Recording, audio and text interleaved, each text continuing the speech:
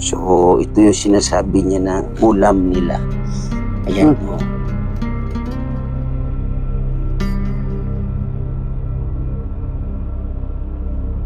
Yung parang anahaw nanay.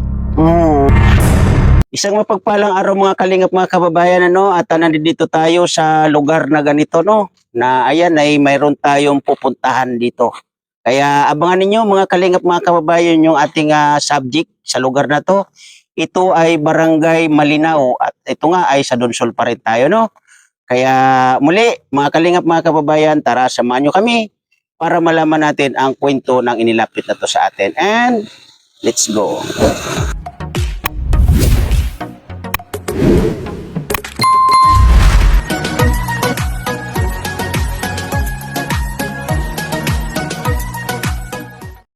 Ayan, dito tayo. Mag-uumpisang maglakad.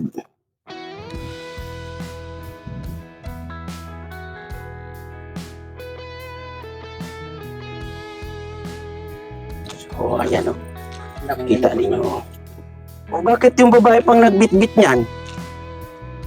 Dapat kinuha mo na yung bigas. Ha? Yan, hindi ko akalain na ganito yung ating lalakbayin. Ito ay nasa gilid ng bangin, nakakatakot pag ikay gumulong dito, aba. Tapos ang kaligayahan ni tatay. Yan. Dahan-dahan. Ayan, meron tayong guide dito. May guide sa atin dito. Siguro may kanya-kanyang dito mga lote kasi may mga bakod na. Yan.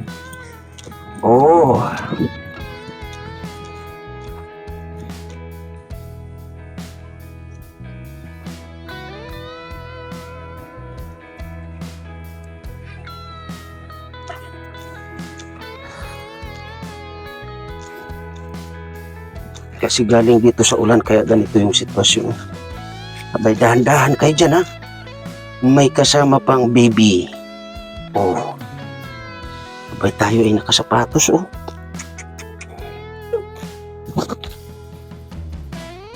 Malapot. Oo nga. Ayan, dito tayo. Uy. Dahan-dahan lang. Baka tayo ay bumaliktad din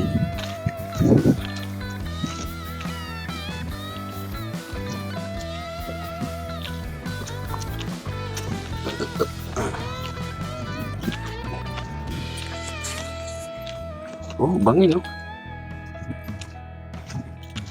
Pag ikay umuwi dito ng medyo naka 3 litros, ay rimate.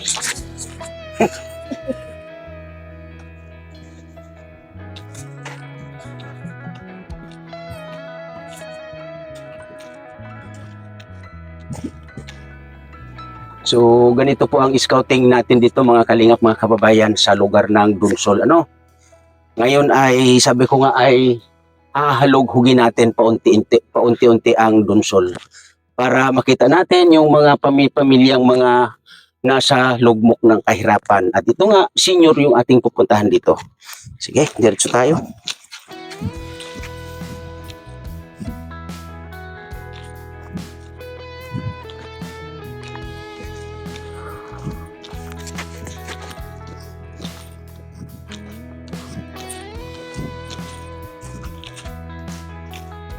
Pero siguro kung di naman umulan, okay naman ang daan dito.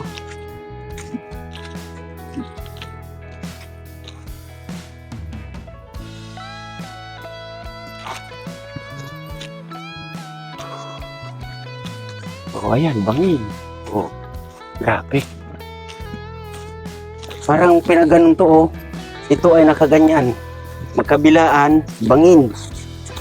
Grabe,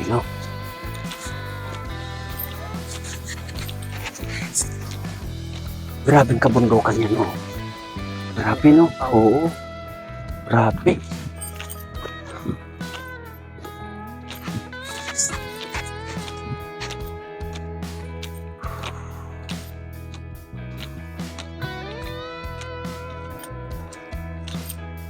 Oh, batang kalabaw.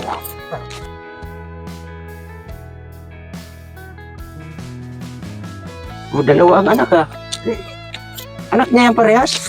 Kami no, parang mahirap. Ah, bisita. Nakikimaritis.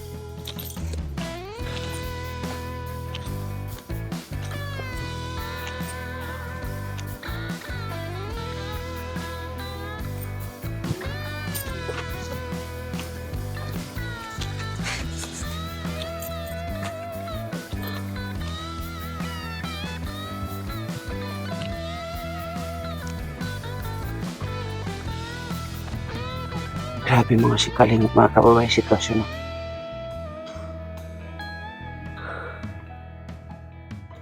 Ito po ay nilapit sa atin.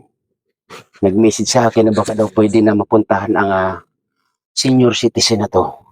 Na ito po yung sinabi ko kanina sa live premiere natin na mayroon tayong pupuntahan dito, no? Kaya, tara. Ano natin? Kumustahin natin?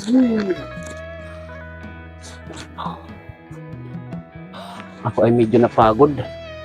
Kasi doon ba tayo nanggaling? Grabe, no?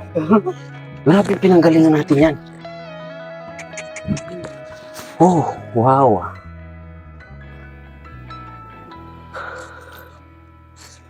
Tay, Oh, kumusta po? Kumusta po, Tay? Kumusta ang buhay-buhay dito sa Pilipinas? Ano pong pangalan ni Tatay? Anong pangalan nyo? mangaran mo. Jigo, Jigo. Ilan taon po? di ko man alam. Hindi nyo alam kung ilang taon kayo? Ito, ano to? Yun, si Nanay. Alam ni Nanay. Nay! Na, Kumusta, Nay? kumusta? Ano po yung niluluto mo, Nay? Anong ulam yan? Tagisi. Ano yung tagisi sa Tagalog, Nanay? Hindi ko na do. Hindi ko alam. Hindi nyo alam. Hindi. Ano yan, yung parang ubod ng nyug, ganun, o anahaw, tama? Amo. Ilan taon po kayo, Nanay? Nagabili kita ako. Ilan taon na po kayo? 5. Hindi man nga ako naka-intra senior. Senior ka na, Nanay. Hindi pa nga niya. Bakit daw? Wala man naglalakad. Walang naglalakad. Pero ilan taon na po kayo? 5. Ano po yung 5? Hindi ko po maintindihan yung... Tinatanong ko po, Nanay, kung ilan na po ang edad ninyo? Hindi ko alam nga na ang edad ko. Ay, hindi nyo alam yung edad nyo. Hindi. Bakit? Man, inamundag ko. Hindi mo alam yung kapanganakan mo. Bakit ka dito, Nanay?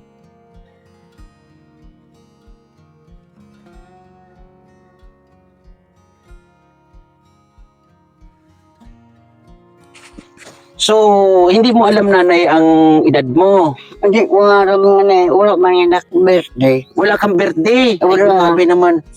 So, ilan po kayo magkakapatid, Nanay? 4. 4.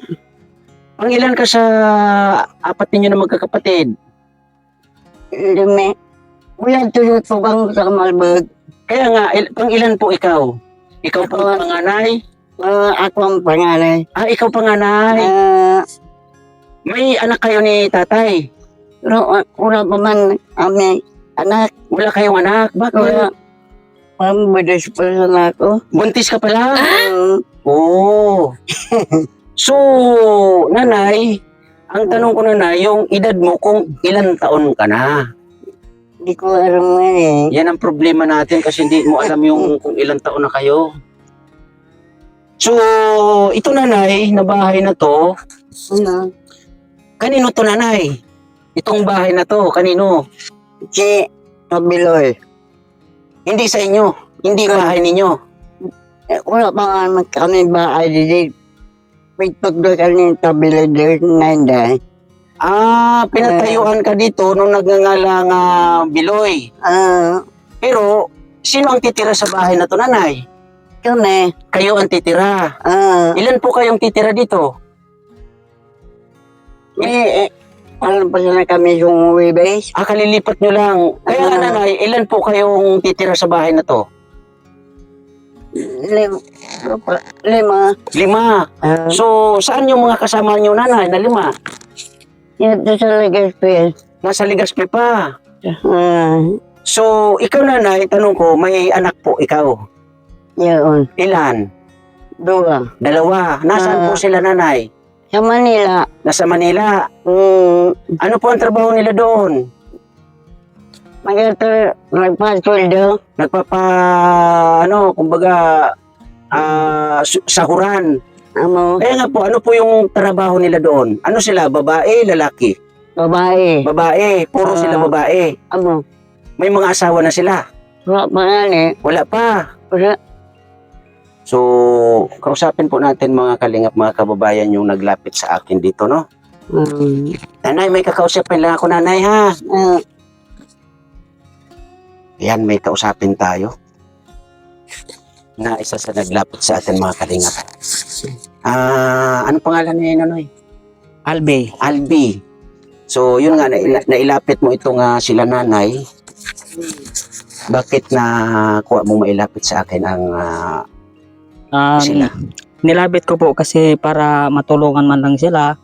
Kasi medyo nagkita ko yung ano nila na medyo nahihirapan talaga sa sarili nila. Pero sa pagkakaalam mo, ano yung itong sinanay, may anak. Opo, may anak po. Ngayon, kasi si tatay, hindi yung unang pasok ko kanina, parang maano rin siya magkwento. Oo. Si tatay ba ang tatay nung anak ni nanay? Ay, hindi po. Ay, hindi. So sa pagkakaalam mo, saan na yung, kumbaga, ama nung anak ni nanay, sa pagkakaalam mo? Parang patay na ata. Yung Wala naman sa tatay ko. Gula na. Yung ama ng iyong mga anak, na 2 ka mo, nasaan na po? Gula na. Patay na. Oo. Naalala mo nanay ang pangalan kung ano? Sengran. Yung tatay ng mga anak mo. Ano pong pangalan? Hindi ko aram nga eh. Ay, hindi naalala ni nanay. So, Kuya Albi, sa pagkakaano mo kay nanay, yung sitwasyon ng ano niya, kasi yung mga tanong ko medyo sumasalisi yung sagot. Ano yung sa pagkakaalam mo, ano yung sitwasyon niya? parang medyo yung sa pag-iisip niya medyo Parang sabihin natin na pumapalya. pumapalya. So kailangan intindihin at unawain si opo. nanay. So ito si tatay, ano naman sa sitwasyon? Ganun din po yung ano niya. Ganun din Pero naman. mas si nanay kaysa kay tatay. Okay. Parang mas naiintindihan niya yung iba na tanungin mo siya, masasagot niya. Okay. Medyo si tatay, yung iba na medyo malalim, hindi niya masasagot yun. Hindi ko Okay. alam. So, paano mo itong nakita?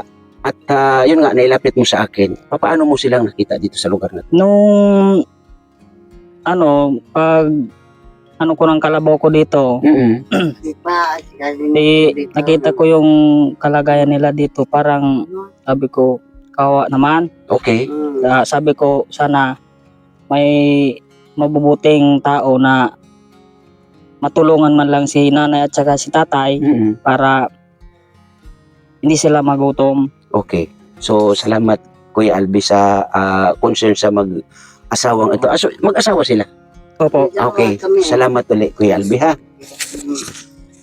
Nanay, yun nga, yung niluluto mo, yun, pang ano ninyo, pang umagahan, tanghalian.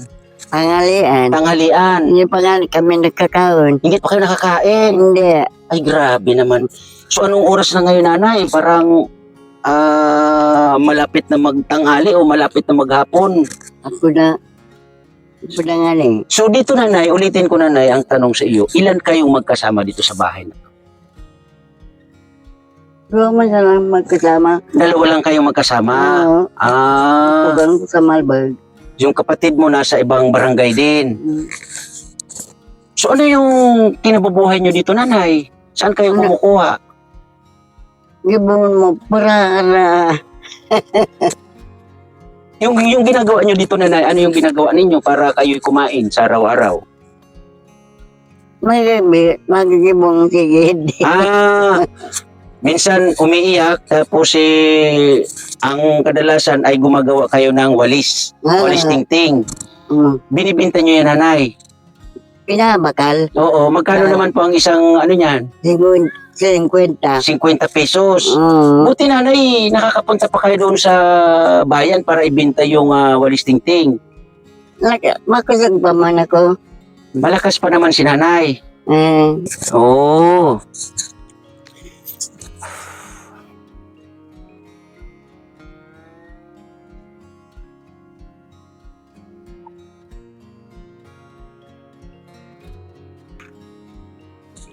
So, ayusin natin, nanay, pagkukwentuhan natin, nanay, para malinaw. Kayo po ay hindi nyo alam kung ilan taon kayo, tama? Alam mo nga eh. Bakit hindi nyo alam, nanay? Wala kayo talaga sa senyor po, no? Ngayon, hindi ka nakasali ng senyor. Pero, Hindi. nung ikay bata pa noon, nanay, nag-aral ka po ba? Nag-school lang ako. Anong grade po ang inabot ninyo? Grade 6. Grade 6?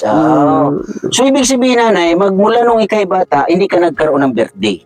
Wala nga eh. Wala. Bakit? Wala nga nag-intindi ako. Walang nag-iintindi sa'yo. Wala. Bakit? Yun, siyempre, may nanay, may tatay ka po noon, nung ikay nag-aaral.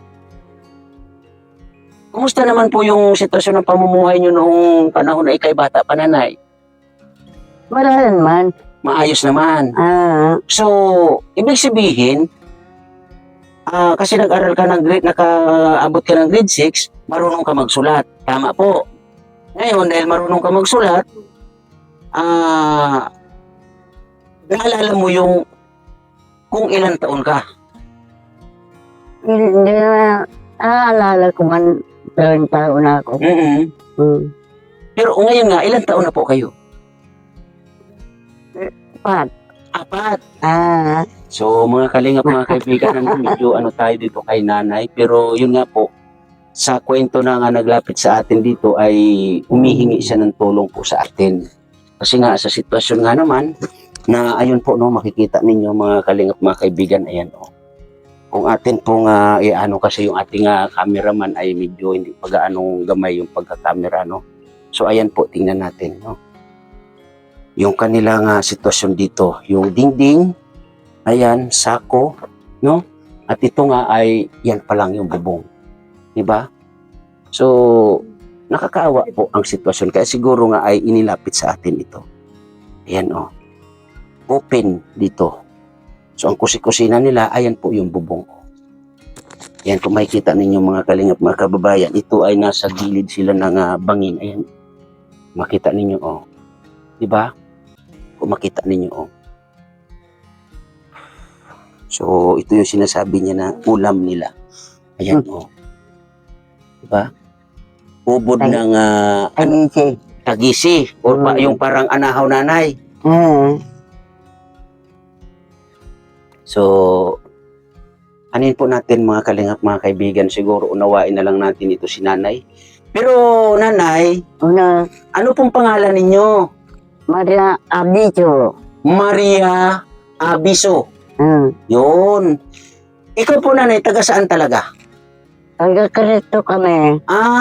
Hindi ito sa barangay ng anong barangay? Anong barangay ito? Albi? Barangay Malinaw pa rin. Okay. Malinaw. So, ibig sabihin, nanay, kayo po ay hindi talagang taga rito sa barangay Malinaw. Hindi. Kayo po ay taga Cristo. So, ulitin ko, nanay, ilan kayo magkakapatid? 5. 5. 5 magkakapatid na sabi mo ikaw yung panganay. Ngayon, panganay. Ang gusto kong malaman sana dito, nanay, kung ilang taon ka na po sana.